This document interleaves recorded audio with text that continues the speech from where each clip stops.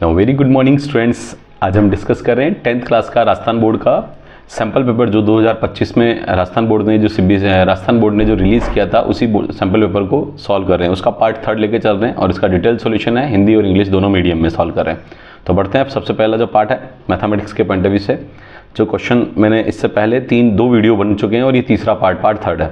इससे पहले जो क्वेश्चन करा चुका हूँ 3rd क्वेश्चन तक करा चुका हूँ। फर्स्ट क्वेश्चन जो थे 18 क्वेश्चन ऑब्जेक्टिव, सेकंड में थे फिलअप्स खाली फिल इन द ब्लैंक्स यानी रिक्त स्थानों की पूर्ति करो, और 3rd क्वेश्चन था जो वेरी शॉर्ट आंसर थे वो अपन ने कंप्लीट किए। अब बात करेंगे सेक्शन बी जो पार्ट उसका, वो सारा सेक्शन ए का पार्ट था, सेक्शन बी का पार्ट अब डिस्कस कर रहे हैं। देखो पहला क्वेश्चन है, ये चैप्टर फर्स्ट का चैप्टर है वास्तविक संख्याएं जो कि रियल नंबर है। सिद्ध कीजिए कि 3 + 2√5 एक अपरिमेय संख्या है। तो इसको अपन करते हैं कॉन्ट्रडिक्शन मेथड से। कॉन्ट्रडिक्शन का मतलब होता है विरोधाभास, जो विरोधाभास का जो मेथड होता है यानी फॉर्मेट होता है उसी से अपन इसको क्या करेंगे, प्रूव करेंगे। अब विरोधाभास का मतलब होता है, कॉन्ट्रडिक्शन का मतलब होता है जैसे यहाँ पर एक अपरिमेय संख्या बोल रखा है, वैसे 3 तो परिमेय हैं, 2 परिमेय हैं, बट √5 एक अपरिमेय है यानी इर्रेशनल नंबर है। तो इर्रेशनल नंबर को प्रूव करने के लिए पहले इसको आप उल्टा विरोधाभास यानी अपोजिट यानी उल्टा आपको मानना पड़ेगा, तो इसको परिमेय मान के करना पड़ेगा। तो सबसे पहले अपन सॉल्व करते हैं, इंग्लिश और हिंदी दोनों में लिखूंगा मैं कि let us assume that 3 + 2√5 is a rational number, is a rational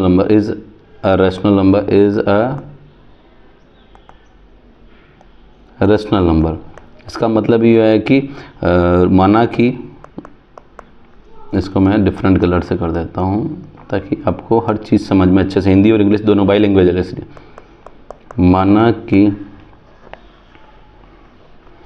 माना कि 3 + 2√5 एक परिमेय संख्या है।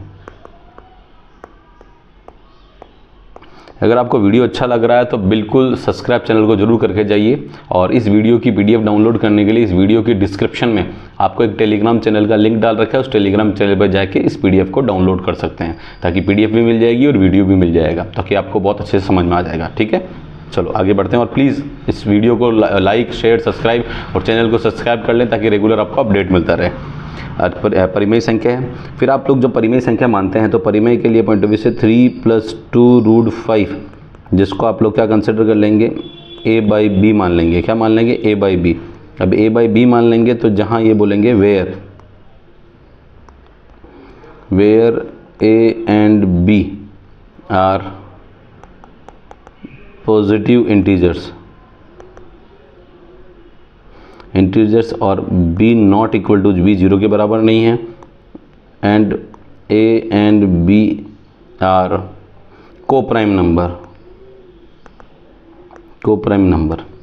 सेम इसी का हिंदी में मैं अगर आपको समझाना चाहूँ तो ये कहूँगा जहाँ a और b धनात्मक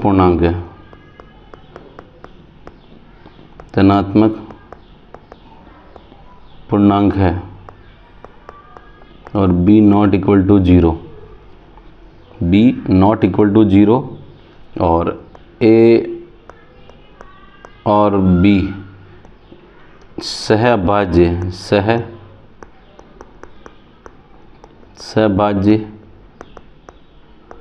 संख्या है।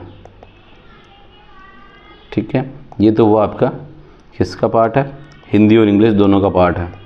अब जब आपने इसको अभाज्य माना है तो सहभाज्य संख्या a और b, सहभाज्य संख्या का मतलब होता है कि उसमें कोई कॉमन फैक्टर नहीं, क्या मतलब कोई गुणनखंड कॉमन नहीं है सिर्फ सिवाय 1 के, यानी उनमें दोनों में कॉमन फैक्टर है जिसको अपन बोलेंगे कॉमन फैक्टर को मैं अगर मैं हिंदी में कहूँगा तो उभयनिष्ठ गुणनखंड जो है वो सिर्फ 1 है और उनमें कोई उभयनिष्ठ गुणनखंड नहीं है। तो उन्हीं नंबर्स को क्या बोलते हैं, सहभाज्य संख्या, जिसको इंग्लिश में बोलेंगे coprime numbers. Right, coprime numbers are those numbers which having HCF = 1, जिनका महत्तम समाप्रत्यय 1 के बराबर है, जिसको बोलते हैं HCF 1 के इक्वल है। ठीक है, ये चीज़ आपको थोड़ा हिंदी और इंग्लिश दोनों में मैं उसका मीनिंगफुल समझा रहा हूँ, मीनिंग क्या है।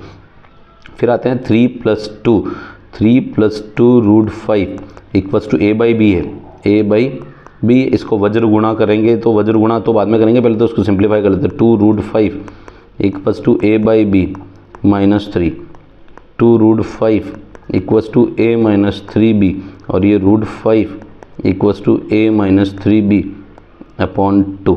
ये तो आपका √5 के बराबर आ गया। अब आप यहाँ पर जानते हैं कि a और b दोनों क्या धनात्मक पूर्णांक है, a और b धनात्मक पूर्णांक है, तो a और b धनात्मक पूर्णांक है, और धनात्मक पूर्णांक, और ये b भी है, सॉरी इसके नीचे b भूल गए मैं लिखना, एलसीएम लिया ना तो b है, तो 2/b। तो अब आप a और b धनात्मक पूर्णांक है, तो a b धनात्मक पूर्णांक होने का तो पूर्णांक से पूर्णांक जाएगा तो वापस पूर्णांक बचेगा, तो ऊपर भी पूर्णांक है नीचे भी पूर्णांक, यानी a और b पॉजिटिव इंटीजर से, a पॉजिटिव इंटीजर से इंटीजर जाएगा तो समथिंग पॉजिटिव नेगेटिव, यानी something there will be an integer, यानी कुछ इंटीजर होगा, और नीचे 2b भी कोई इंटीजर होगा, तो इंटीजर बाय इंटीजर, यानी इंटीजर बाय इंटीजर क्या होता है, अगेन इंटीजर बाय इंटीजर कोई रैशनल नंबर होगा, तो इसका मतलब ये a minus 3b upon 2b जो कि होने के कारण क्या एक रैशनल नंबर है, परिमेय संख्या है। परिमेय संख्या, तो मैं इसको यहाँ पर कुछ एक लैंग्वेज लिख रहा हूँ, वो लैंग्वेज है कि इससे पता लग रहा है कि ये जो रिस्पॉन्स आया है ये पता लगा है, सो a and b positive integers, so a minus 3b upon 2b is a rational number. भाई ये जो भी कहानी है उससे क्या पता लगा है कि भाई a और b पॉजिटिव इंटीजर है, तो a minus 3b upon 2b is क्या रैशनल नंबर होगा, परिमेय संख्या होगी। तो इसको इंग्लिश में, सॉरी हिंदी में भी लिख देता हूँ कि a एंड b धनात्मक पूर्णांक है, अतः a minus 3b upon 2b एक परिमेय संख्या है, अतः ये एक परिमेय संख्या है। ठीक है, अब परिमेय संख्या ये है, तो अब आप जानेंगे कि √5 भी क्या हुआ, परिमेय संख्या हुई। भाई √5 इज आल्सो परिमेय संख्या, यानी √5 भी क्या एक तरह का रैशनल नंबर हुआ। तो यहाँ अपन लिख देंगे सो, इससे ये क्या, क्योंकि ये किसके बराबर, √5 के बराबर, तो √5 भी क्या परिमेय संख्या होगी। तो सो आप क्या कह देंगे, सो √5 इज आल्सो, एक second, is also rational number, but we know that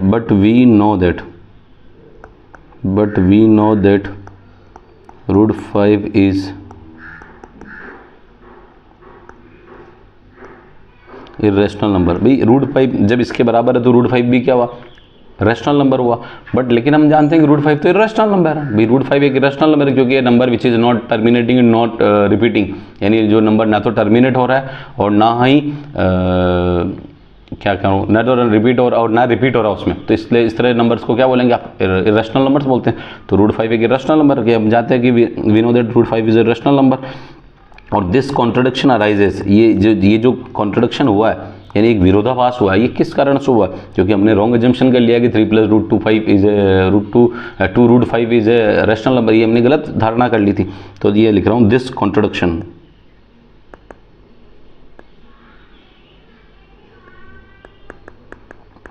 contradiction arise due to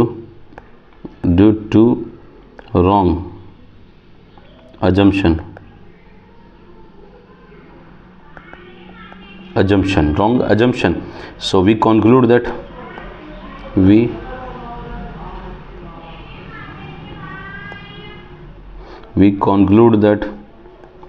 3 + 2√5 is an irrational number,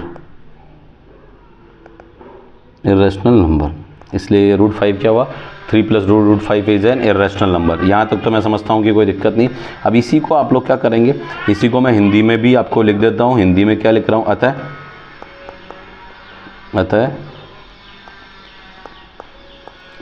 √5 परिमेय संख्या है, लेकिन हम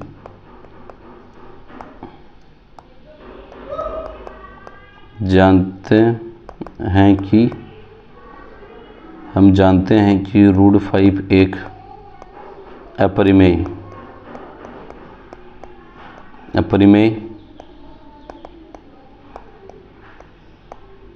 संख्या है। यह विरोधाभास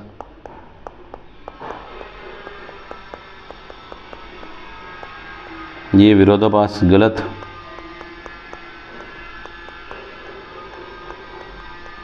धारणा के कारण हुआ है। ये गलत विरोधाभास, this contradiction arises due to wrong assumption. तो विरोधाभास गलत धारणा के कारण हुआ है। अतः हम यह निष्कर्ष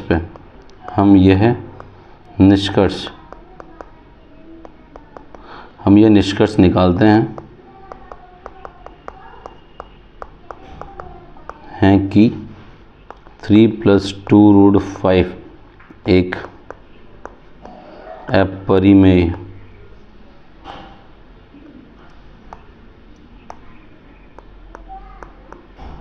अपरिमेय संख्या है। ये हुई इसकी लॉजिकल थ्योरी। हिंदी और इंग्लिश दोनों मैंने समझा दी है। मुझे लगता है कि इससे बेस्ट आंसर आपको हिंदी और इंग्लिश में कोई नहीं देगा। इस चैनल पे आप चाहो तो यूट्यूब ढूंढ लेना, आपको बाई लैंग्वेज लिखा हुआ तो मिल जाएगा कहीं पे, पर समझा हुआ कहीं नहीं मिलेगा। कैसे? क्योंकि जब आपने इसको ट्रांसफर करके √5 बना दिया तो एक परिमेय संख्या होगी, और ये परिमेय संख्या तो √5 भी परिमेय संख्या हुई। तो आपने बोला कि भी a - 3b/2b एक परिमेय संख्या हुई, और ये परिमेय है तो उसके सामने वाला x = y है, तो y वाला भी क्या होगा? सही में होगा, x और y आपस में बराबर हुए। इसका मतलब √5 भी क्या हुआ? परिमेय संख्या हुई, रेशनल नंबर हुआ। बट हम जानते हैं √5 तो रेशनल है ही नहीं है, ये तो इर्रेशनल नंबर है। तो आपकी धारणा क्यों गलत होगी? क्योंकि आपने इनिशियल क्या मान लिया, शुरुआत में आपने क्या मान लिया, प्रारंभिक भाग में, कि आपने इसको 3 + 2√5 को क्या मान लिया, एक रेशनल नंबर मान लिया, जो कि क्या होगा, एक गलत विरोधाभास अपने से गलत धारणा से हो गया। तो इसका निष्कर्ष ये निकला कि 3 + 2√5 इज इर्रेशनल नंबर। ये इसका क्वेश्चन का थ्योरी पार्ट, लैंग्वेज पार्ट और इसको समझाने का पार्ट, यही मेथोडोलॉजी है। डन। आगे बढ़ते हैं अगले क्वेश्चन पे, और बहुत ही सिंपल तरीके से आपको मैंने हिंदी में समझाया, हिंदी और इंग्लिश दोनों तरीके में। अब बात करते हैं बहुपद दे रखा है आपको। बहुपद दे रखा है कि एक पॉलिनोमियल दे रखा है x² - 3 के शून्यक ज्ञात करो, जो शून्यकों तथा गुणांकों के बीच के संबंध की सत्यता की जांच भी करनी है। तो find the zeros of the polynomial x² - 3 and verify the relationship between zeros and the coefficient. Zeros and the coefficient, ये आपको कोफिशिएंट फाइंड आउट करना। पहले तो जीरोज निकालने के लिए आप जानते हैं, जीरोज निकालने के लिए आपको क्या करना पड़ेगा, x² - 3 जीरोज निकालने के लिए = 0 रखना पड़ेगा। तो x² = 3 आ गया, और x = क्या आ जाएगा, +-√3। इसका मतलब क्या हो गया, x = +√3 और x = -√3।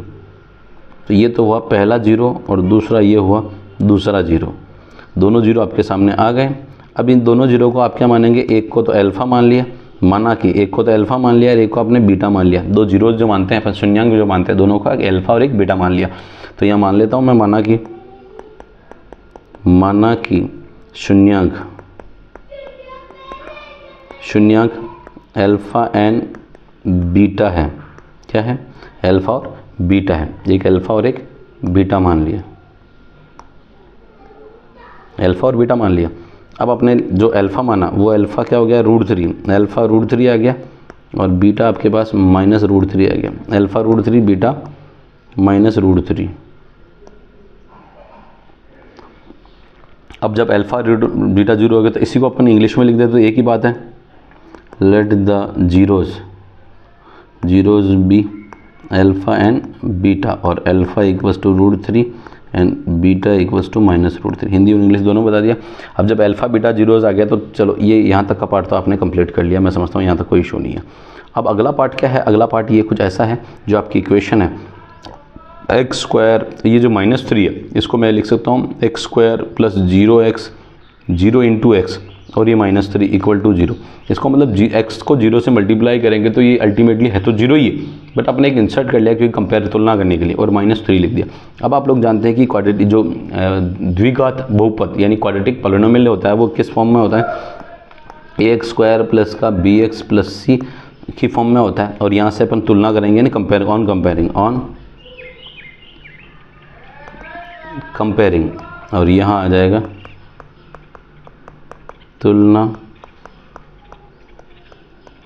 तुलना करने पर।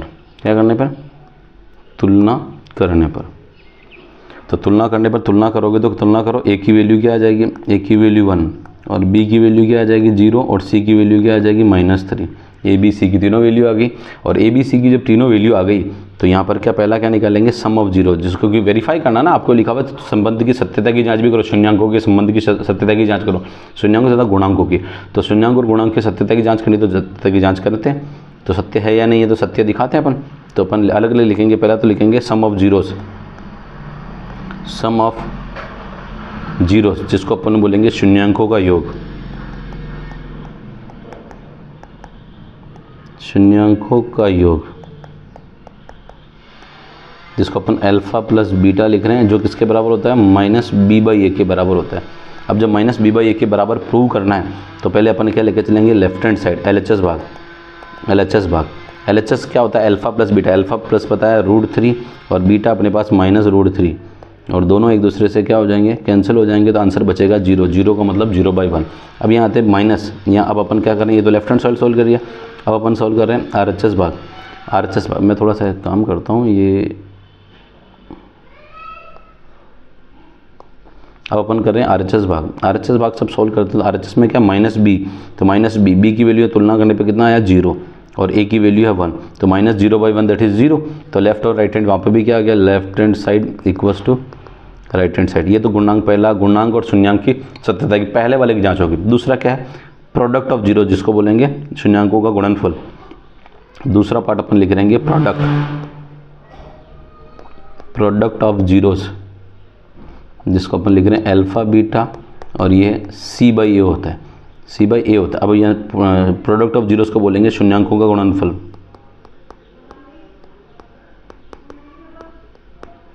शून्यांकों का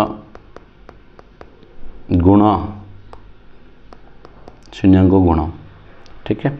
अब अपन जब शून्यांकों गुणा की बात करेंगे तो सबसे पहले तो शून्यांकों गुणा, तो शून्यांकों का तो अल्फा तो कितना है √3, ये भी अपन क्या करेंगे लेफ्ट हैंड साइड LHS और RHS लेके चलेंगे, LHS और ये है RHS, LHS क्या लेके चलना, तो अल्फा बीटा, ये अल्फा बीटा, अल्फा की वैल्यू है √3 और बीटा की वैल्यू -√3, तो माइनस तो ये √3 क्या आ जाएगा 3 आ जाएगा, 3 का मतलब अपने आप में 1। और RHS क्या है c/a, c की वैल्यू कितनी है -3 और a की वैल्यू कितनी है 1, तो वापस ये लेफ्ट हैंड और राइट हैंड साइड सेम आ गया, left hand side equals to right hand side. तो मैं समझता हूँ ये भी आपका क्या कर दिया, प्रूव कर दिया। तो आपने क्या कर लिया, जो क्वेश्चन में पूछा था शून्यांक ज्ञात करो, तो शून्यांक पहले तो ये ज्ञात कर लिया, फिर शून्यांकों का गुणा और बीच की सत्यता की जांच करनी है, शून्यांक और गुणांकों की। तो शून्यांक यानी अल्फा बीटा और गुणांक यानी ABC, तो इनकी सत्यता की जांच करनी, तो सत्यता की जांच लेफ्ट हैंड और राइट हैंड, शून्यांकों का योग sum of zeros, product of zeros शून्यांकों को गुणा c/a, दोनों का लेफ्ट राइट अपने प्रूव कर दिया। तो सत्यता की जांच कर ली कि जो इधर से होता है मल्टीप्लिकेशन वो उसके b/a -b/a के बराबर और c/a के बराबर होता है, तो ये अपने शून्यांकों की सत्यता की जांच भी कर ली। तो क्वेश्चन खत्म हो गया, बस खत्म, यही क्वेश्चन पूछा गया था। इजी क्वेश्चन है, टफ नहीं है, और ये पेज एक्स्ट्रा है तो इसको अपन हटा देते हैं। बहुत अच्छे तरीके से चल रहा है, प्लीज़ वीडियो को बिल्कुल सब्सक्राइब करके जाएं चैनल को, क्योंकि वीडियो बहुत अच्छा बनाया जा रहा है आप लोगों के, और अपकमिंग आपके बोर्ड एग्जाम के पैटर्न के आधार पर हर चैप्टर के पिछले ईयर के सारे क्वेश्चंस आपको एक ही साथ मिल जाएंगे और कंप्लीट। जैसे चैप्टर 1 है तो चैप्टर 1 के पिछले तो 4-5 साल में जितने बोर्ड पेपर में आए हुए क्वेश्चन है वो सारे लाके बोर्ड पेपर के क्वेश्चन, सैम्पल पेपर के बोर्ड के सैम्पल पेपर ने जो बोर्ड ने प्रोवाइड किए वो सारे क्वेश्चन आपको एक ही वीडियो मिल जाएंगे। तो फर्स्ट चैप्टर कंप्लीट, फिर सेकंड चैप्टर के इस तरह आ जाएंगे। तो आपको ये लगेगा कि सर मेरे जिस चैप्टर के बोर्ड में जो पेपर आते हैं वो सर ने सारे मेरे को सामने विथ सॉल्व करा दिए, तो सॉल्व जब करा दिए तो आपको इससे ज़्यादा तो क्या बोर्ड, फिर अपन एक सीरीज से लेके आएंगे जिसमें बोर्ड पेपर के संभावित क्वेश्चन यानी यही बोर्ड पेपर में छपने वाले हैं वो क्वेश्चन भी लाके दे देंगे, और यानी उस रेंज से बाहर बोर्ड पेपर नहीं बनाएगा। तो फिर बात ही खत्म होगी, पेपर बोर्ड का पेपर आ गया, बोर्ड का पढ़ा दिया और थ्योरी पढ़ा दी और न्यूमेरिकल करा दिए, एग्जाम्पल करा दिए। अब इससे ज़्यादा तो आप और क्या उम्मीद करोगे। तो इसलिए चैनल को सब्सक्राइब करके जाएँ और रेगुलर अपडेट के लिए बेल आइकन को प्रेस कर ले, ताकि हर रेगुलर आपको इस चैनल का अपडेट मिलता रहे। और डेफिनेटली मैथमेटिक्स का आपको बहुत ही शानदार पढ़ाया जाएगा कमिंग डेज में, ठीक है। अब देखो क्वेश्चन कह रहा है दो अंकों की एक संख्या उसके अंकों को उलटने पर, कह रहा है कि दो अंकों की एक संख्या उसके अंकों को उलटने पर बनी संख्याओं का योग 66 है। मतलब एक तो दो अंकों की संख्या और उसी को उलट दो, जैसे लिख दिया मैंने 65 तो उसको उलटने पर 56 हो गया, मतलब दोनों को दो अंकों की संख्या ये 65 और इसको उलट दे तो 56 हो जाएगा। तो उन दोनों का योग करेंगे तो जो कि आ रहा है 66 आ रहा है। अभी इस एग्जाम्पल से तो नहीं आती थी, एग्जाम्पल दिया दो अंकों की संख्या कोई x और y है तो उसको उलट देंगे तो y और x आ जाएगा। अब इन दोनों का सम जो है 66 के बराबर है। अब दो अंकों की संख्या में आप जानते हैं कि पहला अंक तो इकाई अंक होता है और दूसरा दहाई अंक होता है, यानी पहला नंबर यूनिट डिजिट होता है, दूसरे को टेंस डिजिट बोलते हैं। तो जैसा बोलते हैं वैसा ही लिखना आपको, बस कुछ भी नया नहीं। तो यहाँ पर मैं इंग्लिश और हिंदी दोनों में लिख रहा हूँ। Let the unit digit be x, यानी माना कि इकाई अंक क्या है, यहाँ लिख देता हूँ मैं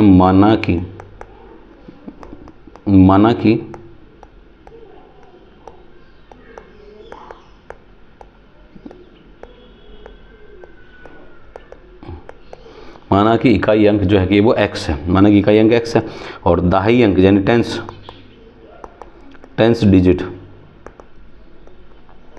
डिजिट भी y, यानी दहाई अंक जो कि क्या है y है। तो यहाँ पे लिख देता हूँ दहाई अंक जो कि y है। इकाई और दहाई आपके सामने क्लियर हो गया। अब आते हैं अपने पास सबसे पहले तो जो से 2 डिजिट नंबर है, दो अंकों की संख्या, 2 डिजिट नंबर जिसको अपन बोलेंगे दो अंकों की संख्या, दो अंकों की संख्या। अब दो अंकों की संख्या क्या होती है, पहला अंक तो इकाई अंक होता है तो x इंटू 1, देखो इकाई अंक तो इकाई को इकाई से मल्टीप्लाई कर दिया, फिर y दाई है तो दाई यानी ये 10 से मल्टीप्लाई कर दिया, दाई का मतलब 10 होता है, तो ये हो गया 10y प्लस x। ये आपका ओरिजिनल क्या आया, दो अंकों की संख्या आई, क्या आई, दो अंकों की संख्या। अब दो अंकों की संख्या तो 10 प्लस 10y प्लस x आ गई। अब अपन क्या करेंगे, इनके जो अंक जो डिजिट्स है यानी जो अंक है, अंकों को बदलने पर, जैसा क्वेश्चन में कहा है उनके अंकों को उलटने पर, अंक उलट दो, यानी इकाई को दहाई की जगह और दहाई को इकाई की जगह बदल दो, परिवर्तित कर दो, तो आपका आंसर नया क्या बनेगा, दो अंकों की संख्या। तो यहाँ लिख रहा हूँ मैं reversing the digits then 2 digit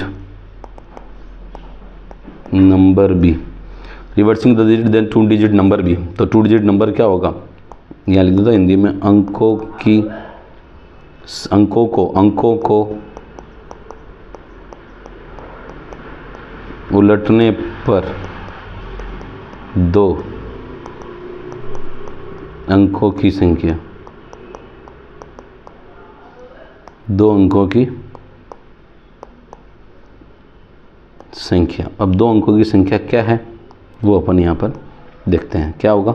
अंकों को उलट दिया आपने, उलट लिया तो x तो यहाँ पर क्या हो जाएगा, y इंटू 1, y इकाई अंक हो जाएगा और x दहाई अंक हो जाएगा, तो उल्टा अंक क्या आ गया आंसर 10x प्लस वाई। ये आपका क्या आ गया, अंकों को उलटने पर आ गया। तो ओरिजिनल नंबर तो यही है 2 डिजिट नंबर, बट उन लोगों को उलटने पर ये नंबर आ गया। यहाँ तक तो मैं समझता हूँ कोई दिक्कत वाली बात ही नहीं है, ये तो आपका बहुत सिंपल सा पार्ट है। पहला अकॉर्डिंग टू क्वेश्चन जिसको अपन बोलेंगे प्रश्नानुसार, क्या बोलेंगे, प्रश्नानुसार।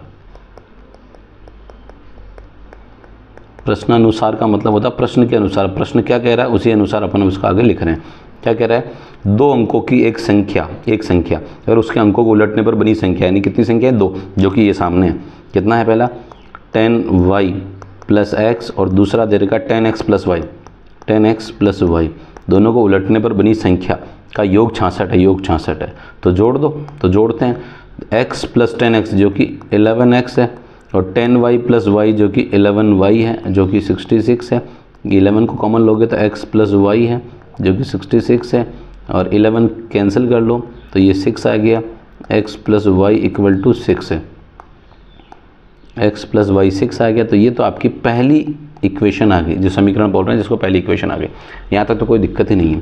अब आपको दूसरा क्वेश्चन कह रहा है, यदि संख्या के अंकों का अंतर दो अंक मतलब इकाई और दहाई है, तो इकाई का अंक में से दहाई का अंक माइनस करके अंतर 2 आ रहा है, या फिर दहाई का अंक में से इकाई का अंक माइनस करने पर 2 आ रहा है। यानी आपको यूनिट डिजिट में से 10 डिजिट माइनस कर लो या 10 डिजिट में से यूनिट डिजिट माइनस कर लो तो 2 आएगा। अब किसको किससे माइनस करना, ऐसा कहाँ लिखा हुआ है, कहीं नहीं लिखा हुआ क्वेश्चन में। मतलब आपको दोनों केस लेने पड़ेंगे, यानी जब इकाई अंक से दहाई अंक माइनस करो तो 2 आना चाहिए, या फिर दहाई में से इकाई अंक माइनस करो तो भी 2 आना चाहिए। मतलब जो क्वेश्चन में उसने बस सिर्फ लैंग्वेज लिख दी, आपको ये नहीं बताया कि किसका इकाई से दहाई माइनस करना है या दहाई से इकाई माइनस करना। जब ऐसा नहीं लिखा है तो आपको क्या लेके चलने पड़ेंगे, दोनों केस लेके चलने पड़ेंगे, और दोनों केस यहाँ पर ले रहा हूँ मैं। ठीक है, बड़ा सिंपल सा तरीका है, और आप क्वेश्चन को बहुत अच्छे से समझें, अच्छे से समझोगे तो आपको लगेगा हाँ नहीं सर बिल्कुल सिस्टमेटिक, बिल्कुल सिस्टमेटिक, कुछ भी नहीं। अगर आपको किस तरह से भी कैसा भी क्वेश्चन अगर आप सिस्टमेटिक समझते हैं तो मैथमेटिक्स क्वेश्चन आपका समझना से तो वो 90% सॉल्व रहता है, 10% सिर्फ उसको पेपर वर्क का काम रहता है, बाकी आपका समझ गया तो फिर वही तो फॉर सॉल्व करना आपको, तो समझना आना चाहिए। लैंग्वेज बड़ा सिंपल कह रहा है, टफ नहीं कह रहा है। तो यहाँ पर जो लैंग्वेज कही है, अंकों का अंतर 2 है, तो अंकों का अंतर 2 है तो अंक अपन ने मान लिया। इफ यानी यदि अंक x और y है तो अपन ने मान लिया कि x बड़ा है y से, यानी अगर इकाई अंक बड़ा है तो x minus y equals to 2 आ जाएगा। ये तो हुआ तुम्हारा पहला क्वेश्चन। कितना हुआ, पहली इक्वेशन, जिसको अपन बोल रहे हैं दूसरी इक्वेशन, यानी पहली तो ये होगी, मतलब इस केस की पहली यानी दूसरी इक्वेशन बन गई। और दूसरा केस है यदि if y is greater than x है, यानी y x से बड़ा है, y x से बड़ा है, तो यहाँ पर क्या हो जाएगा y minus x equal to 2, जिसको मैं लिख रहा हूँ y माइनस, अब इसको लिखूंगा पहले x पहले लिखूंगा तो इसलिए माइनस का पार्ट लिखूंगा, तो minus x plus y equal to 2। ये आ गई आपकी कौन सी इक्वेशन 3। अब जब ये दोनों इक्वेशन आ चुकी हैं तो अब आप लोगों को ध्यान रखना, ये तो इक्वेशन पहली है, ये जो आपने केस बनाया ना, इस एक ही केस है, ये केस कौन सा है, ये एक केस है। इस केस के आधार पर कितनी बनी हुई, 2 बनी हुई। तो एक बार ये आप पहली के साथ दूसरा लेना पड़ेगा और एक बार पहली इक्वेशन के साथ तीसरा लेना पड़ेगा, और इन दोनों समीकरणों को लेके सॉल्व करना पड़ेगा। हल कैसे करें, एलिमिनेशन मेथड, यानी एलिमिनेशन को क्या बोलते हैं अपन, एलिमिनेशन का हिंदी वर्ड मुझे याद नहीं आ रहा है, जो भी है एलिमिनेशन मेथड से अपन इसको क्या करेंगे, हल करेंगे। ठीक है, हिंदी वर्ड मुझे याद नहीं आ रहा, थोड़ा सा कोई दिक्कत नहीं। चलो, तो पहला मेथड अपन यहाँ लिख देते हैं from equation first and second, यानी एक बार पहली इक्वेशन 1 और 2 से, जिसको अपन लिख देते हैं समीकरण 1 व 2 से, समीकरण 1 व 2 से, समीकरण 1 और 2 से सॉल्व करते हैं। तो देखो आपका पहला इक्वेशन तो है x plus y equal to 6 और x minus y equal to 2, ये दोनों तो मैं समझता हूँ कंप्लीट है। अब जब आप इन दोनों को कंप्लीट है तो ये किया और y से y आपने काट दिया, x और x क्या आ गया 2x और 6 2 8 आ गया, x इक्वल टू 8/2, जो कि 2 से कैंसिल करेंगे तो 2 से ये 4 टर्म आ गया, यानी x इक्वल टू 4 आ गया। और जब x 4 आ गया तो y निकालने के लिए आप यहाँ पर पहली इक्वेशन रखोगे तो x plus y equal to 6, तो 4 plus y equal to 6, y equal to 6 minus 4, y equal to 2। तो ये आपकी कौन सी इक्वेशन आ गई, दूसरी इक्वेशन आ गई। तो पहली और दूसरी दोनों इक्वेशन तो आपके पास आ चुकी है, मतलब पहली और दूसरी से दोनों x और y आ चुका है। तो इसका मतलब जब आ चुका है तो यहाँ से क्या पता लग रहा है, 2 डिजिट नंबर निकालना। क्या निकालना आपको, x और y तो चाहिए था 2 डिजिट, ये ओरिजिनल 2 डिजिट नंबर ये है, तो यहाँ पर लिख रहे हैं 2 डिजिट नंबर, 2 डिजिट नंबर, इसका मतलब है 2 अंकों की संख्या, 2 अंकों की संख्या क्या है, वो है 10, ये है 10y plus x, 10y plus x. ये ऊपर वाला ओरिजिनल नंबर, नीचे वाला तो संख्याओं को उलटने पे बना, अपन ओरिजिनल नंबर की बात करें, ओरिजिनल नंबर तो 10, y की वैल्यू है 2 और x की वैल्यू है 4, तो 10 2 जा 20 और प्लस का 4, ये आएगा 24, और ये हुआ 24। तो ये आपका 2 डिजिट नंबर आया पहले केस में। कौन सा केस, जब आपने एक समीकरण 1 व समीकरण 2 ली थी। अब समीकरण 1 और समीकरण 3 लेके सॉल्व करना, तो यहाँ लिख रहे हैं from, just wait, from equation first and third, ये अपन बोलते हैं समीकरण 1 व 3 से, समीकरण 1 व 3 से, लो 1 और 3 से आ जाओ। तो पहला तो एक तो अपने पास है x प्लस वाई, तो अपने पास ऑलरेडी है, देखो x plus y equal to 6। Second third आ रही है माइनस एक्स प्लस वाई, तो ये minus x plus y equal to 2। अब यहाँ पर आप लोग देखो समीकरण को, x x कट गई तो y और y, 2y इक्वल टू 6 और 2 8, तो y इक्वल टू 8/2 और ये 2 से ये 4 टाइम, तो y इक्वल टू 4 आ गई। y इक्वल टू क्या आ गई, y इक्वल टू 4 आ गई। y तो 4 आ गया। अब y 4 आने के बाद अब आप लोगों को यहाँ पर समीकरण में रखना है, तो x plus y equal to 6, x और y की वैल्यू 4 और ये 6, x equal to 6 minus 4, x equal to 2। ये आपके पास x भी 2 आ गया, तो y 2, y 4 और x 2 आ गया। अब यहाँ से वापस क्या बनानी, 2 डिजिट नंबर तो बनाना ही है ना भैया। अपना जो ऑब्जेक्टिव था 2 डिजिट नंबर, तो बना लेते 2 डिजिट नंबर। तो क्या हुआ, 2 डिजिट नंबर, और 2 डिजिट नंबर जिसको हिंदी में बोलेंगे 2 अंकों की संख्या, 2 अंकों की संख्या, 2 अंकों की संख्या जो क्या थी, 10y प्लस एक्स थी। क्या थी, देखो ये भी अपन ने पहले भी पढ़ा था, 10y प्लस एक्स, तो 10y प्लस एक्स, 10 और y की वैल्यू कितनी है भैया, यहाँ y की वैल्यू 4 है और x की वैल्यू कितनी 2 है, तो 4 × 40 प्लस 2, तो ये हो गया 42। तो ये आपका दूसरा नंबर आ गया 42। तो आपका एक नंबर तो ये है, ये देखो ये मैं नंबर थोड़ा डार्क कर रहा हूँ, ठीक है, और चाहो तो इससे डार्क कर लेता हूँ। ये पहला नंबर तो ये है और दूसरा नंबर ये है।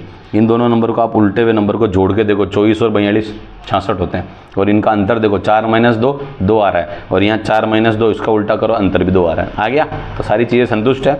आप कहीं देख सकते हैं, कई तकलीफ नहीं, आप कहोगे सर बिल्कुल बहुत अच्छे समझ आए। सोल्व तो करना पड़ेगा, क्वेश्चन जैसा है लैंग्वेज, उस क्वेश्चन को तो मैं भी नहीं कर सकता, पर जितना जैसा है उसका जो प्रोसेस है, उसको सोल्व करने का जो तरीका है वो तो उसी तरीके से होगा, और उसी तरीके से सबसे सिंपल तरीके से बताया मैंने आपको। बढ़ते हैं अगले क्वेश्चन पे।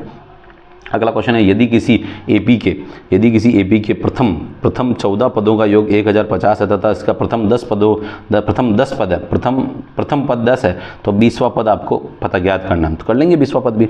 तो सबसे पहले तो आप यहाँ पर किसी एपी के प्रथम 14 पदों का योग, देखो योग प्रथम 14, तो एन की वैल्यू तो प्रथम यानी एन नंबर ऑफ यानी पदों का योग, पद नंबर ऑफ पद यानी पदों की संख्या जो कि 14 दे रखी है। पहली बात तो ये, जिसको अपन एन से डिनोट करते हैं, और पदों का योग यानी सम से रिप्रेजेंट करते हैं, सम यानी एसएन से रिप्रेजेंट करें, जो कि कितना 1050 दे रखे हैं। और प्रथम पद जिसको अपन बोलते हैं प्रथम पद यानी ए यानी फर्स्ट टर्म जिसको इंग्लिश में बोलते हैं, दैट इज 10 दे रखी है। और फाइंड क्या करना है, फाइंड करना है 20th टर्म, यानी if the sum of the first 14 term of the AP is 10 और 50 and its first term is 10, then find the 20th term, यानी 20वां पद निकालना है। तो फाइंड T20, ये आपको निकालना है। अब आपको मैं बताता हूँ कि TN लिखूँ, T20 लिखूँ, चाहे A20 लिखूँ, दोनों का मतलब क्या होता है, दोनों का मतलब सेम होता है। दोनों का मतलब क्या होता है, सेम होता है। TN और AN का मतलब क्या होता है, सेम होता है। और जब दोनों का मतलब सेम है, तो अब आप लोग यहाँ पर देख लें। तो सबसे पहले अपन लिखते हैं sum of nth term of an AP का मतलब होता है अर्थमेटिक प्रोग्रेशन, जिसको इंग्लिश में हिंदी में बोलते हैं शॉर्ट फॉर्म, हिंदी में तो बोल देंगे समांतर श्रेणी, और इंग्लिश में बोलेंगे एपी यानी अर्थमेटिक प्रोग्रेशन। और यहाँ पर मैं लिख देता हूँ हिंदी में, सॉरी इंग्लिश में, एपी यानी अर्थमेटिक प्रोग्रेशन में, एपी में एन पदों का योग,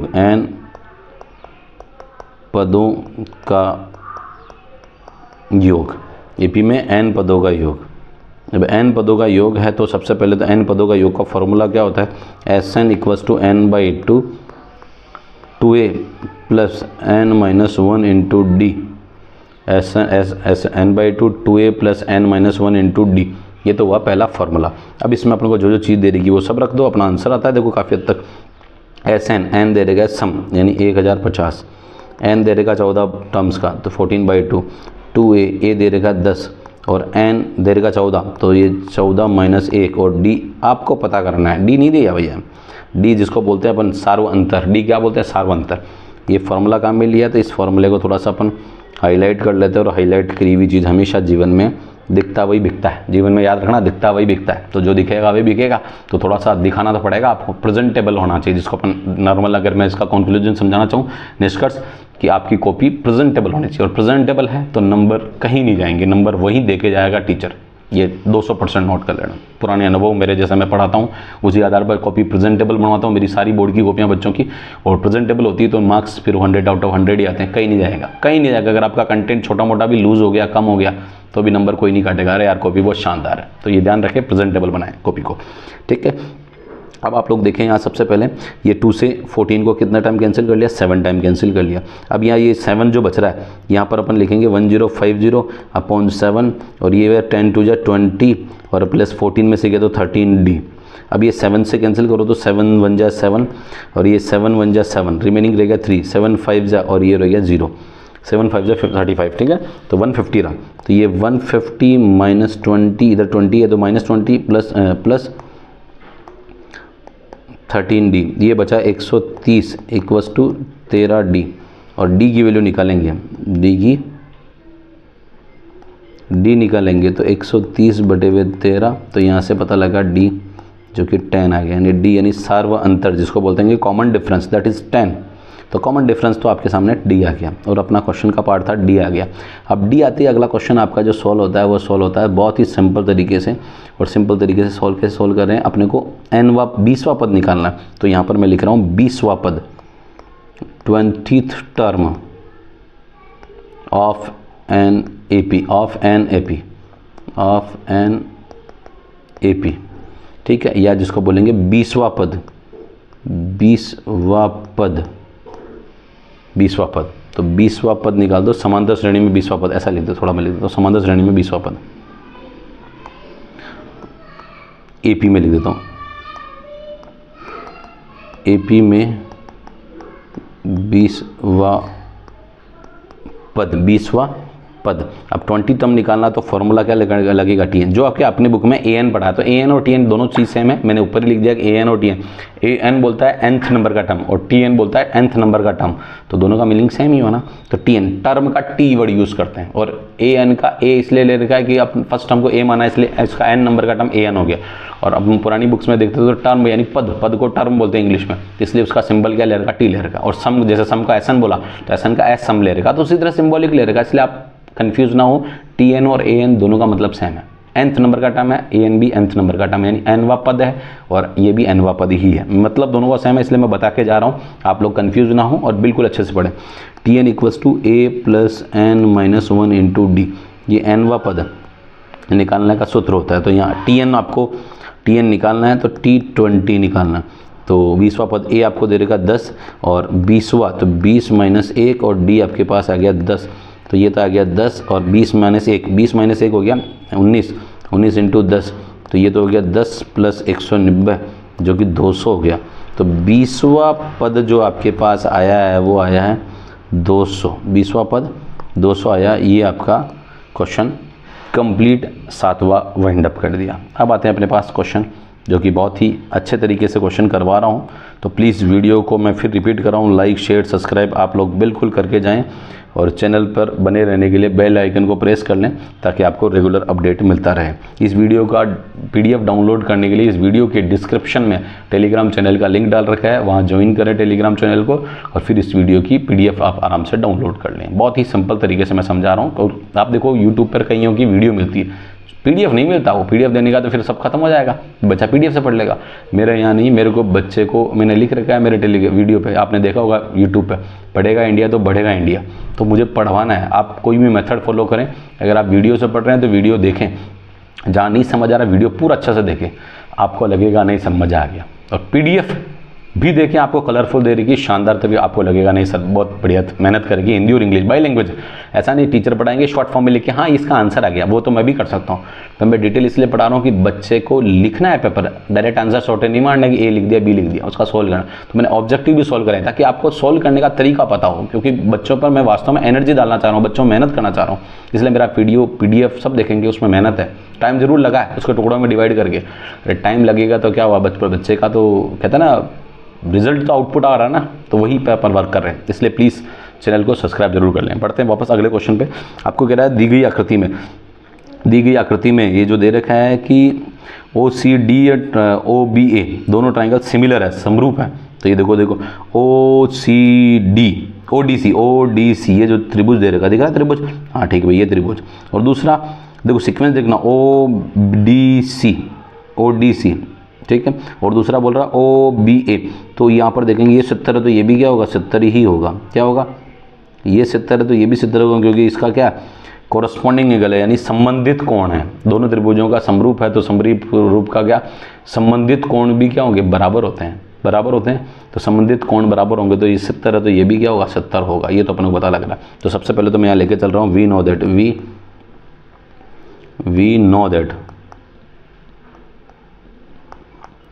नो दैट क्या जानते हैं कि त्रिभुज ODC सिमिलर है त्रिभुज OBA के। दोनों त्रिभुज क्या है, सिमिलर है। और जब दोनों त्रिभुज सिमिलर है तो क्या होगा, एंगल दे रखा है BOC इक्वल्स टू 125 डिग्री। आपको दे रखा BOC ये 125 डिग्री दे रखा, और COD 70 डिग्री दे रखा, 70 डिग्री दे रखा। अभी बात करते हैं तो एंगल CDO दे रखा 70 डिग्री, ठीक है। तो अब आप ये कोण पहले तो बात करें तो अपन जानते हैं कि वी नो दैट, क्या जानते हैं वापस, अगर आप ध्यान दें तो इस चीज़ को समझें तो ये एक रेखीय युग्म है।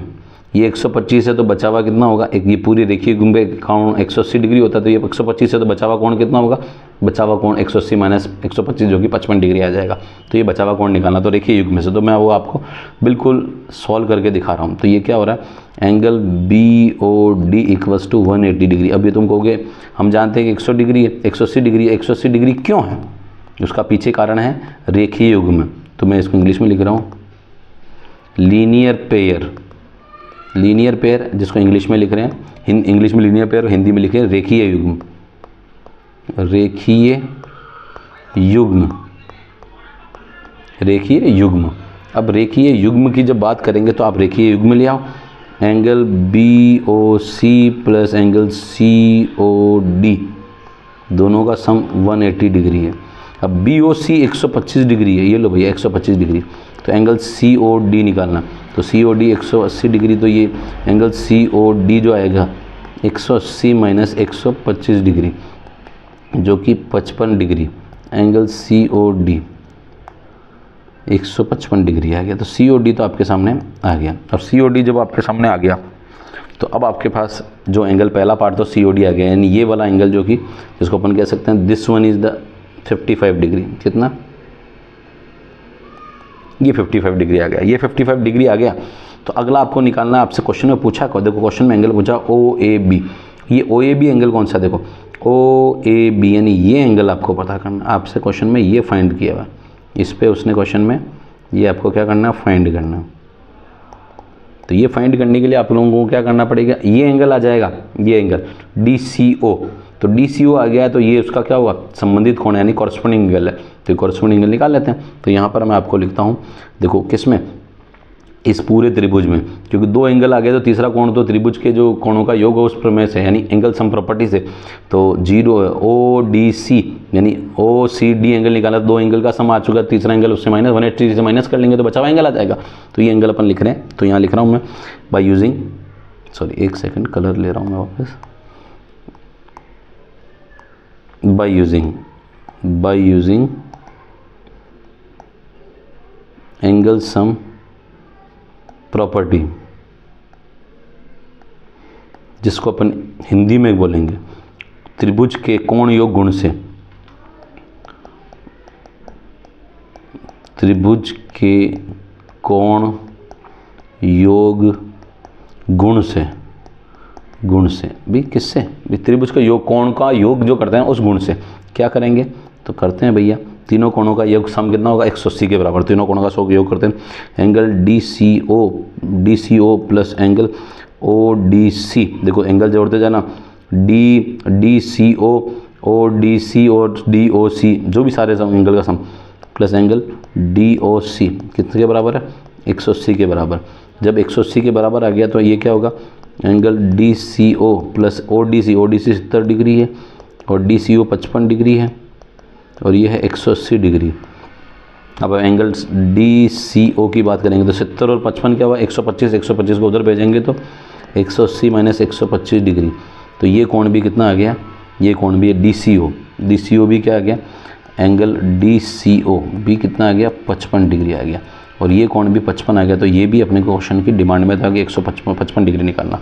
अब अपन ये कोण 155 आ गया, कौन सा कोण, ये वाला कोण, कौन सा, ये कोण 55 डिग्री आ गया, ये कोण कितना डिग्री आ गया 55 डिग्री आ गया। जब ये 55 आ गया तो आप जानते हैं कि ये दोनों त्रिभुज ये ODC और OAB दोनों क्या आपस में परस्पर समरूप है, और समरूप यानी सिमिलर है। सिमिलर है तो उनके जो संबंधित कोण है वो भी क्या होगा कॉरस्पॉन्डिंग एंगल होगा, वो भी क्या होगा, समान होगा। इसलिए वो एंगल भी आपका जो OAB पूछ रहा था ना, OAB, हाँ, तो ये भी क्या आ जाएगा, कितना 55 डिग्री आ जाएगा। तो ये तो पता लग गया, बस इसको मैं लिख के दिखा रहा हूँ आपको, तक देख लो। तो ये लिख रहे हैं we know that triangle ODC similar to triangle OBA, दोनों ट्रायंगल सिमिलर है, और सिमिलर है तो angle DCO equal to angle OAB क्या है, कॉरस्पॉन्डिंग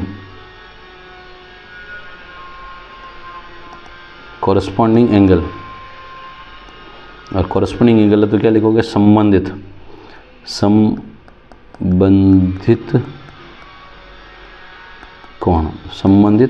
कोण। अब जब संबंधित कोण की बात कर रहे हैं तो एक मिनट में थोड़ा सा इसको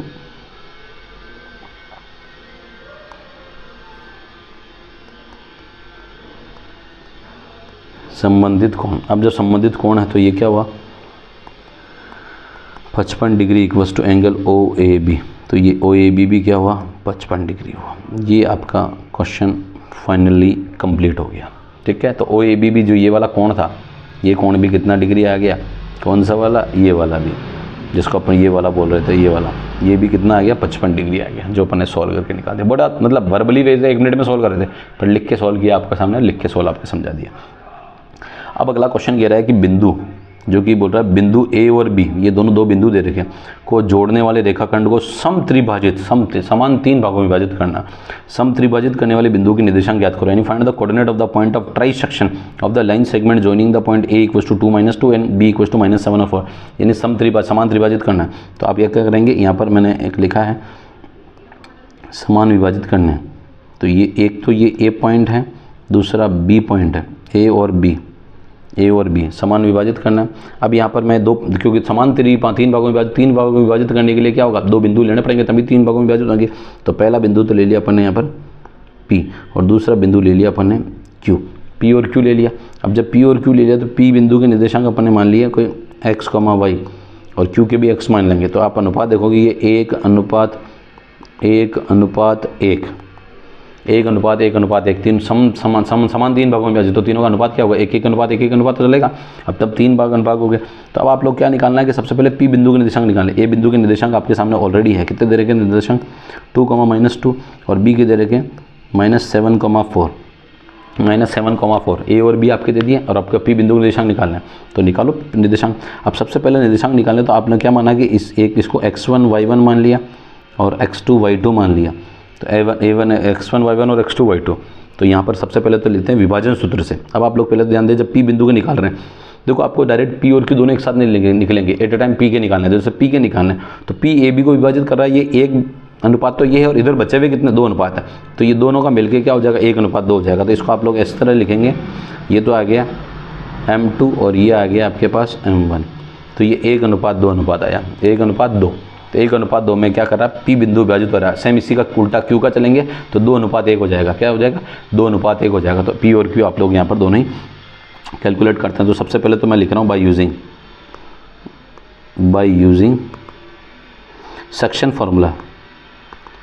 फार्मूला, जिसको अपन बोलते हैं विभाजन सूत्र से।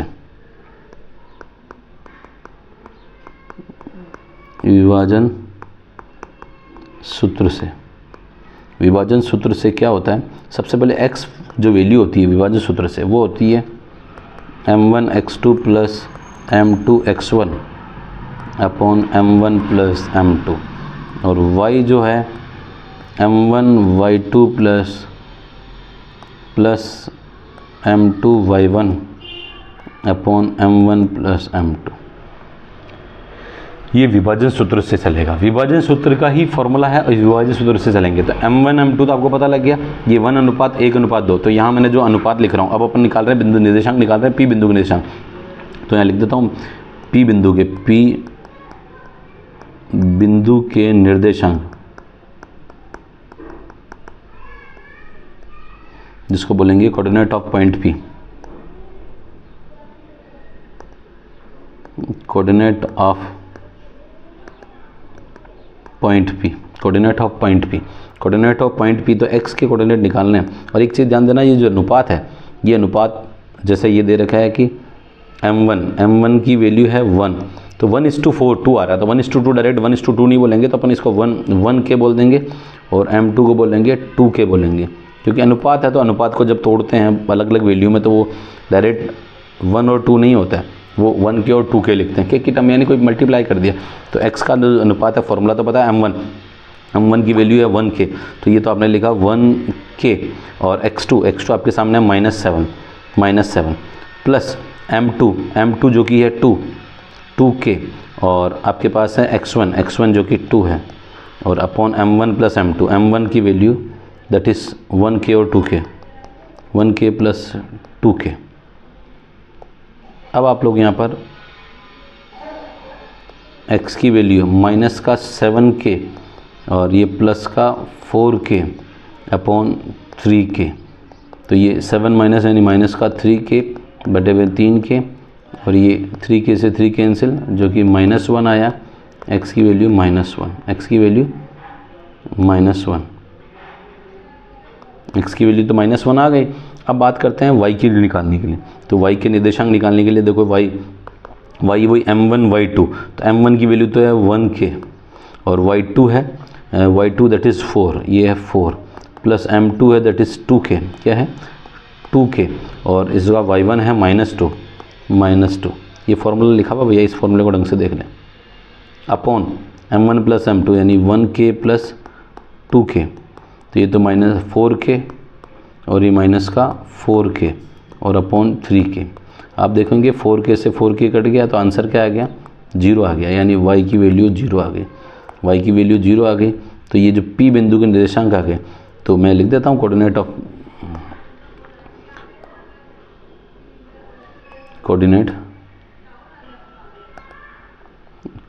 Point of p, that is x की वैल्यू -1 और y की वैल्यू 0, -1 और 0, जिसको लिखेंगे p बिंदु के निर्देशांक। क्या लिखेंगे p बिंदु के निर्देशांक, p बिंदु के निर्देशांक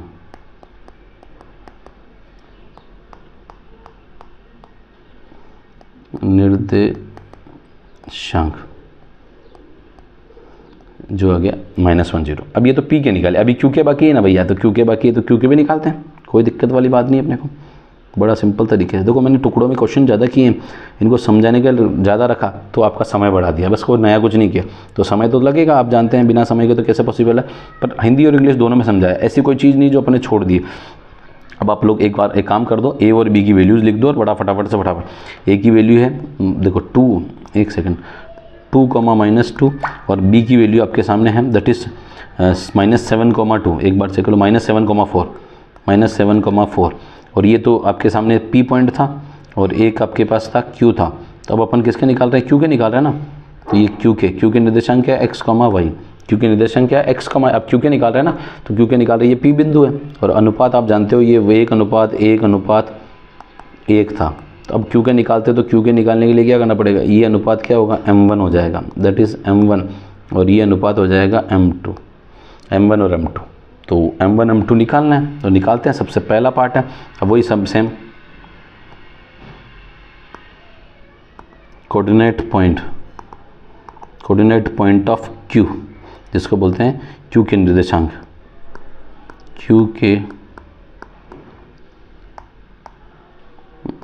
निर्देशांक, और q के निर्देशांक आप निकालो तो x, वही सम x बिंदु निकालेंगे, x बिंदु निकाल रहे तो x का क्या होगा m1, तो m1 तो वैल्यू है वही ये 2। अब मैं यहाँ पर लिख देता हूँ m1/m2 जो कि 2/1 है, जिसको आप लोग लिखेंगे m1 की वैल्यू वही 2 के और m1 की वैल्यू 1 के, m2 की वैल्यू 1 के, एक मिनट, m2 की वैल्यू 1 के, तो m1 2 के और m2 की वैल्यू 1 के, ये दोनों वैल्यू रखोगे तो x की वैल्यू m1 जो कि 2 के और m1 x2 जो कि -7 प्लस m2 जो कि 1 के और नीचे आ जाएगा 2, नीचे m1 प्लस m2 यानी 2 के प्लस 1 के, जिसको आप लोग सॉल्व करके लिखेंगे 7 2 जा 14 यानी 14 के माइनस का और ये प्लस का 2 के और नीचे बचेगा आपके पास 3 के। तो यहाँ से आपको देखोगे 14 में से 2 जाएगा तो माइनस के 12 बटे हुए 3 के, और इसको के से तो के उड़ा दो, और ये सॉरी एक सेकेंड, ये है 12 के, तो के से तो के आपने उड़ा दिया और ये 3 से ये 4 टाइम यानी -4 आ गया। किसकी वैल्यू? x की वैल्यू -4 आ चुकी है, x की वैल्यू -4 आ गई। अब आता है x की वैल्यू -4 आती है, अब आपको y निकालना है, तो y के निर्देशांक, तो y की वैल्यू हो जाएगी सेम वापस 2 के और ये वैल्यू होगी 4, m1 y2 4 आ गई, प्लस m2 जो कि 1 के और ये वैल्यू होगी -2 होगी, और अपॉन m1 प्लस m2, तो ये आ गई 2 के प्लस 1 के, तो ये यहाँ आ जाएगा 4 2 जा 8 के -2 के डिवाइड बाई 3 के, 8 में से 2 गया तो 6 के डिवाइड बाई 3 के से के काट दिया, और ये 3 से 6 2 टाइम काट लिया, तो 2 आंसर आ गया। तो y इक्वल टू 2, तो y 2 आ गया, x भी आ गया, y आ गया, तो ये किसके निर्देशांक आ गए? Coordinate point of q, coordinate point of q जो कि -4, 2 है, इसको बोलते हैं कि q बिंदु के निर्देशांक, q बिंदु के निर्देशांक। तो ये देख सकते हो आपके, एक तो p का q का दोनों का निर्देशांक आ चुका है, जो कि आपके सामने दोनों के निर्देशांक मांगे थे, ये तो आ गए आपके q बिंदु के निर्देशांक, और ये आपके आ गए p बिंदु के निर्देशांक। तो p और q के दोनों के निर्देशांक मांगे थे और दोनों के निर्देशांक आ गए, और यही फाइनल आंसर आपका। तो बड़ा सिंपल सा क्वेश्चन है और बहुत ही अच्छे तरीके से समझाया। अब इसके बाद आपके सामने ये लास्ट क्वेश्चन आज की वीडियो का। तो वीडियो बड़ा हो गया है, बट तो मैं समझता हूँ कि क्वेश्चन बहुत अच्छे तरीके से कराए, बहुत अच्छे तरीके से कराए। अब आते हैं अपने, सबसे पहला मैं ज़्यादा समय ख़राब नहीं करता, क्वेश्चन फटाफट वाइंड अप करता हूँ। देखो दे रखा 10a प्लस b जो कि √3 के बराबर दे रखा है, और 10a माइनस b दे रखा है जो कि 1/√3 के बराबर दे रखा है, 1/√3 के बराबर दे रखा है। और यहाँ पर दे भी रखा है a b से बड़ा है, तो चेक करते हैं ये लास्ट में a और b की वैल्यू निकालते हैं। देखो a b से बड़ा आता है नहीं आता है, तो ये तो हुआ 10a प्लस b √3, 10√3, ये √3 कब आता है? 10 में, 10 में √3 आता है 10 60 डिग्री पे, 60 डिग्री पे 10 60 डिग्री। देखो 10 है तो 10 का ही लेके चलना पड़ेगा, बिल्कुल साइन कोस का नहीं, 10 का ही देना, कोट का भी नहीं, क्योंकि कम तुलना कब करोगे, तुलना कैसे करोगे। और यहाँ पर 10 a माइनस बी, और 10 में a माइनस बी 1/√3 आता है 10 30 डिग्री पर, 10 30 यानी 10 30 डिग्री।